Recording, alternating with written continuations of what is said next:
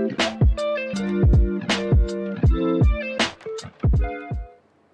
everyone, it's Rachel here. Rachel and Holly. Hi.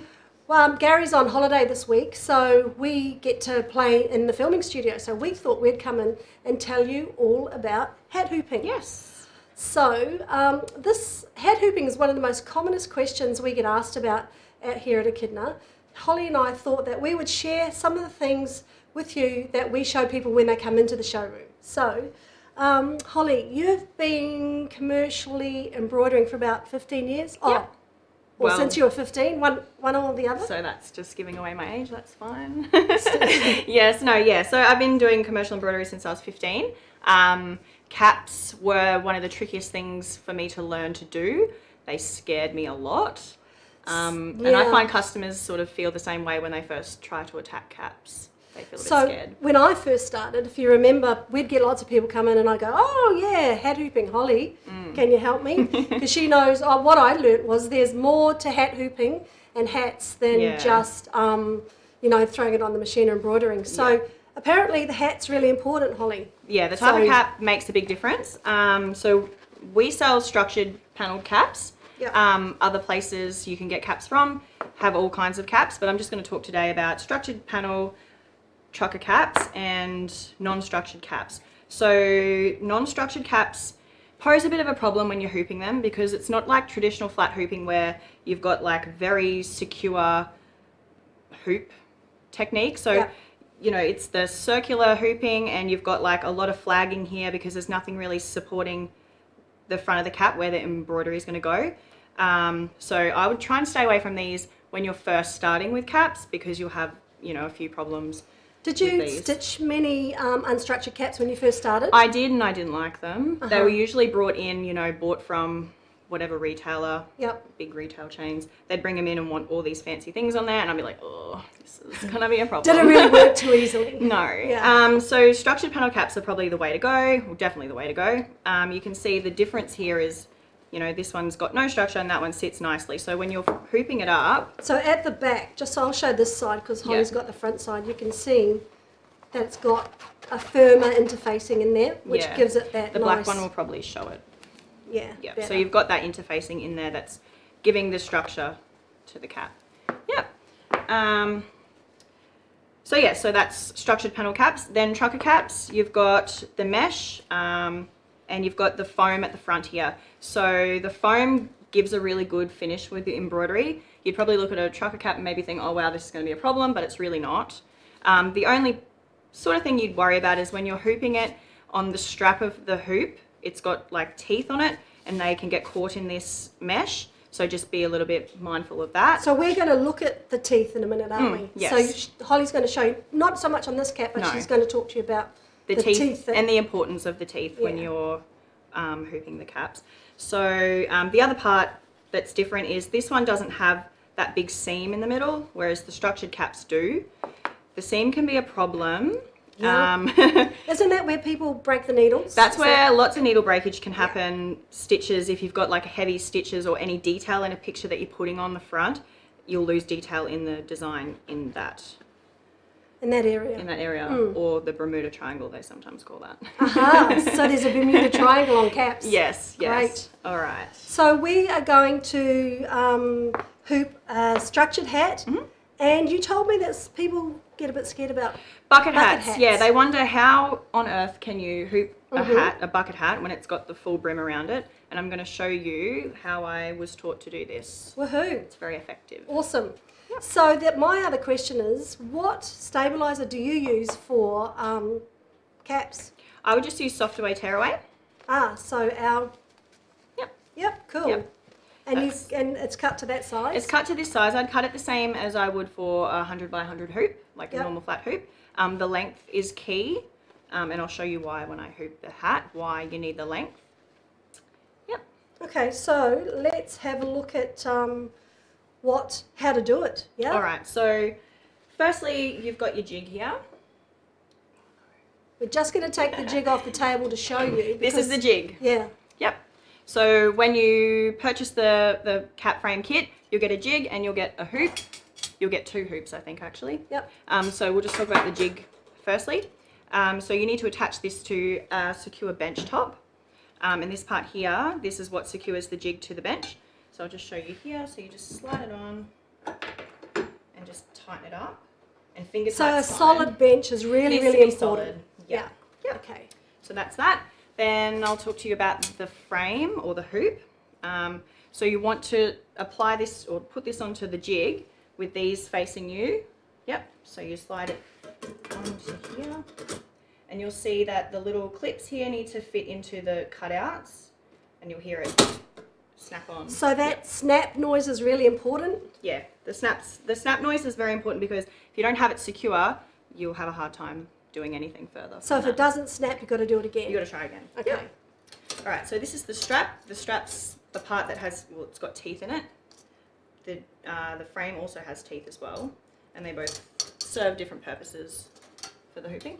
So the next part is you get your stabilizer, and I don't know why, but it's something that I've always done since I've known how to hoop hats. And how many hats have you hooped in your life? Like I don't even, like, infinity hats, like a lot. Yeah. So you've done this every time with every single hat? Every single time, and I'm the only one that I've seen never do it. I don't know, it's just a thing I do. So I always fold the top down because I feel like it sits better when you apply it here. So when it goes through here, between this little thing here and the actual hoop, it just sits better. I find it sits better. So the length of the stabilizer I mentioned earlier, so you fold it under. So you're tucking the stabilizer Tucking the stabilizer. I think that's probably the best tip I can give when it comes to hooping hats. Mm-hmm. Also, the teeth on the hoop, you want to press your fingers in. Okay. And that helps the stabilizer stay on. If I wasn't to do that, it can pop off, and then you're you're trying to fight with the stabilizer and fight with the cap, and you know, it's just... So tuck the stabilizer in and press it on top of those yep, teeth. and it just holds it securely there. Good tips. Yep, so the next thing with the cap, so to prep the cap to go on the hoop, I would always undo the strap, straighten out the brim a little bit, and pull. And so that just makes it a bit more pliable? It does, yeah, yep. Yeah. And just pull the sweatband out because the sweatband needs to be out. It's very important, I'll show you why. So you want to apply the cap exactly, so the sweatband goes exactly where the stabilizer went, yep, so you slide it on. And this part you need to always keep one hand on the hat. So if you weren't to do that, the hat would fall off, the stabilizer would fall off, and you have to start again. Yeah, have you done that? When I started, yeah. Rookie era, right? It is a bit of a rookie era, yeah. With the strap, so the strap also has teeth in it, so you want to bring the strap across, you want the peak to go in between the two parts of the strap. So just put that around, and then down here you see that this clip needs to be secured. I would just, I'll just secure that so you can take your hand off the hat then because it won't fall off. Don't clip it up, just secure it a little bit. So just point to the strap on the camera, on the hat. So that's... So this bit here. So this is the so part that's that got teeth too? It does, yeah, it does. Yep, so the teeth on the strap need to, so you can see where the stitching is that meets the brim to the actual structure of the cap. You need to push the teeth in all the way across. So... And by doing that, you're actually manipulating the hat though, aren't you? I'm manipulating the hat. I'm moving the hat. Yeah. Yeah. So you just bring the hat back. When the strap is straight across here, that will tell you whether your embroidery is going to be straight or not. So if you've just got like any straight lines, horizontal lines in your design or words, if you don't have your strap straight, you'll see that they will stitch up. No one wants a crooked embroidery on a hat. No, you don't want that. All right, so I'm pretty happy with that. So then you can just pull your strap up. So it is quite, you really need to just use all your strength in your fingers to pull the strap up. It is quite hard. I don't know, that didn't work very well. There we go. Yep. Okay, so this part here of the hoop, this just keeps the peak out of the way. It can also give you an idea of whether you've hooped it straight.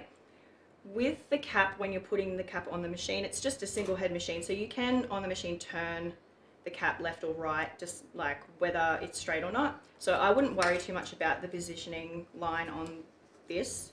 I just use it to keep the peak out of the way. I meant to say, everyone, if you've got any questions, don't forget to comment because we will be able to answer them. Hopefully we'll be able to answer them as we're going along this afternoon. Yeah, so that's basically the whole thing. Then you just push here where you can feel like this little pad, you push your thumbs on there and pull it towards you. Okay. And that's it.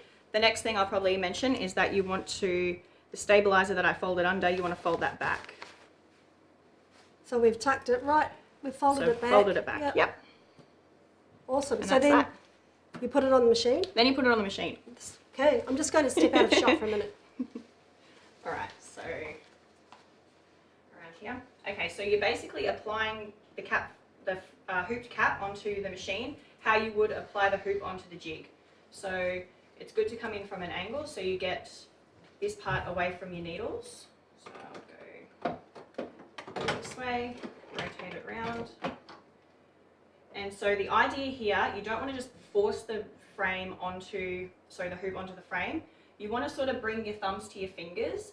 So you want to hold... So a bit like crabs. A little bit like crabs. Yep. You want to hold your fingers on the back of the frame and just bring your thumbs to your fingers. So you're just going like this and gently pushing it on.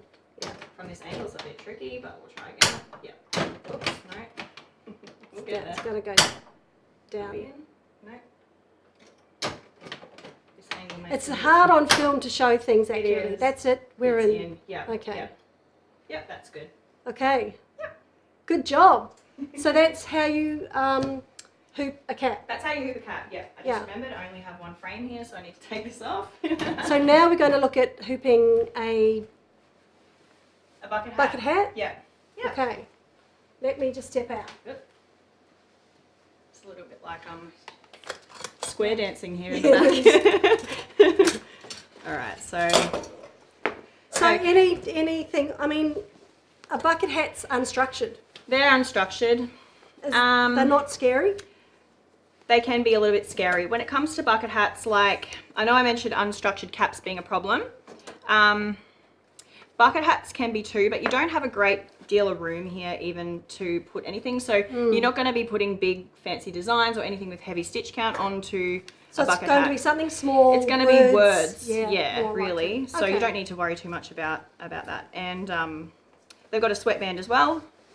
So I might just get into showing you because I'm pretty excited about this. Let's do it. Okay. So you've got some top tips for bucket hats. I have a couple of top tips. Yeah. They can be tricky, and it's just like with that cap when I was hooping it. It's a lot of manipulation of getting the hat right for the frame. So I might just start with popping this on here because we know how to do that already. Oops, do we know how to do that? Yes. Okay. So popping the frame back on the jig. Yep. Yep. Yep, and I just do the same thing with the stabilizer. So fold this part down, pop it on, fold it under, dig the teeth in. Yep, so that stays on there nicely. Then you just get your bucket hat and you fold the sweatband out. So you always seem to be folding the sweatband out. Always. Yep. You don't want it stitched into the design. No, you don't want it stitched into the design because the sweatband will come up to like here kind of thing, and then you've got all that extra thickness, and that can cause needle breakages and things. Yeah. So you want to get the sweatband out of the way. Plus, it helps it stay on the hoop as well. Of course. So it adds an extra element for grip. That's right. Yep. So, something I just remembered. You've got your eyelets here on either side. Yep. So you're probably thinking, how will I find the center of my hat? So you've got your eyelets here on the side, or you've got your seams on either side. A trick that I learnt is that you fold your seams together to find the center of the cap, of the bucket hat, and then you just get like a marking chalk and just mark a line down here. Okay. Then you've got the center, something to reference to. Yep. That's great. Yep. All right, so we folded that out. Pop this on here. Just pretend I've got my marked line. I'm just going to use my eyelets to give me some sort of middle. So how long, when you're commercially embroidering, would it take you to hoop and do a hat? Like a bucket hat? Yeah. Probably just as long as a cap. So 5 minutes, you've done 20 minutes? After your first 100 order of hats, or bucket hats, you know what you're doing. So it's not very long? No. Okay, so the trick with these is you want to create something like a peak of a cap. So you want to fold your sides in. So you want to create like that sort of thing. Yep, so you've got something. So again, keep one hand on here. So you want to bring your strap around and just pretend like that's your peak of your cap, but it's a bucket hat. You want that to go between your strap. Yeah. Around. Semi-secure it, so just put the strap there. So this is where you just manipulate the hat a lot. So manipulating the hat to pull it into the teeth again. Yep. So you've got about 100 mil like left to right here. So you want to pull as much of the brim of the bucket hat away, but you still want to keep your strap on that seam, because that will tell you whether it's straight or not, and you don't want cross embroidery. So you would you only do that if you had a bigger word? Like if it's smaller, you don't have to pull the brim away too much? I mean, it's probably just a good idea to get good hooping technique anyway, so you just want to always keep it out of the way. Yeah. All right, so keep your strap on your seam, hold it there, and just pull the strap up. And we'll pop it off. And you can see that you've got a hooped bucket hat. So you fold your stabilizer in. Yep. So and it's going to stitch along here. It'll stitch along there, yep. You don't need to worry too much about that. That on the machine when it's on, it'll just flap around, or you can sort of put it down if you want to. Put it down if you want to. It serves no purpose here anyway, but okay. That's that. It's pretty easy. Yep. We've got no questions, Holly.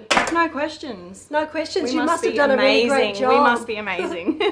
I know you said to me, Rachel, there's videos on the machine. There are. So if you get stuck, there are some really good reference videos for, did we say hat hooping? Or hat hooping, and where to put your jig. And how to attach. And how to attach this as well. Yeah. Yeah. So this... Oh yeah, I forgot to mention that. Yeah, we should probably talk about this. Yeah, so that's a needle plate riser. So you probably might recognise this if you use My Design Centre on your PRs, PR 1050. Yeah, so this little thing here is very useful for caps. I would suggest using it for caps, structured panel caps, because so when you're embroidering on the curved surface, you're always going to have like a slight little gap between the hat and the needle plate, and so this fills some of that gap, because it's the gap that's going to cause the problems. Just like with embroidery on flat surfaces, the flagging of the fabric can give you a lot of problems if you haven't hooped hard enough. Absolutely. Gary's talked a lot about flagging, right? So this sort of serves that sort of the same kind of purpose. Yeah. So, and that's called? A plate riser, I think. Yeah. And it minimises the gaps. Yeah, something like that. Minimises the gaps. Yeah. Amy, what hats does Echidna sell? Oh, we've got a question. Yay! Woo woo! So, we have these in the showroom. Yep. And I'm pretty sure they're online. So we have, I think this is a kid's hat. I think that might be a kid's hat. it's too small for me. So we have these. Yeah. In various colours, you'll see. There's in various lots of colours. We've got white, blue, yellow. We've got structured hats. Yeah, we sell the good ones. Yeah. The good structured caps. Yeah. We do highly recommend structured, as you know. Yeah. We don't sell the bucket hats. We don't sell the bucket hats. But I guess if you're interested, we can always get them. But you need to let us know. Yep. If you really are keen. And they come in all the same fun colours. Yeah. As the caps. Just I don't think they come in like the two colour sort of. This is a two-peak. Two-tone. Yeah, two-tone. Yeah. I only had one question. Do you think there's more? I don't know. Me either. Should we hang around and wait? Should we wait? Have you got any other top tips for? Caps can be scary, but just persevere. So, and give yourself some time to learn how to do it as well. Don't give up after the first couple of failed attempts. So it's practice makes perfect. It's practice makes perfect, and yeah, it's kind of like another element to embroidery as well. Yep. It is. So it takes a whole new learning curve, I guess. Yeah. Back again. We just had a big drink of water, but we've got a couple more questions that have come up in that little break, so we're just going to answer them now. So the first question, Holly, is can the hat attachment fit any other machines? So it can. This particular hat setup can fit the PR multi-needles and the PRS 100. So there are hat options for other machines, but it's not this system. Yeah. Other machines, as in maybe give us a call or flatbed machines. There's a whole different system. Yeah, that's not anything related to what I showed you. So it's not circular. No, it's not. No. And when you did commercial, this is what you did all the hundreds of. Yes. Yes. Okay. I've never hooped a flat hooped a cap before. No. So then the next question says, I noticed when you were hooping the cap, you didn't pull down the sides and clip them tight. Did you not need to? So, I don't know whether you meant, whoever asked that question meant the bucket hat, but pull down the side. So with this particular style of hooping, you don't need to worry about the back part. It doesn't matter what that's doing. It's more you're just trying to get the flat circular surface on the front. because that's where it's going to stitch. That's where it's going to stitch. Once it's secure in, like once the strap's pulled across and pulled tight, the rest of the hat is irrelevant. Yeah. So it doesn't, That's affect stitching, so it doesn't get affected. It doesn't get affected, no. Okay, so the question is, will this work on the PRS 100? Yes. Yes, everything I showed you here will work on the 6 needle, the 10 needle, and the PRS 100. Yes. Great. Any more questions? Probably not. No? So then, I guess this is farewell. Goodbye. We're going to... Gary's probably back in the next couple of weeks, so Yep. this might be the last time you see us for a while. Might see you in the Capalaba showroom. Yes. See ya. Bye. Bye.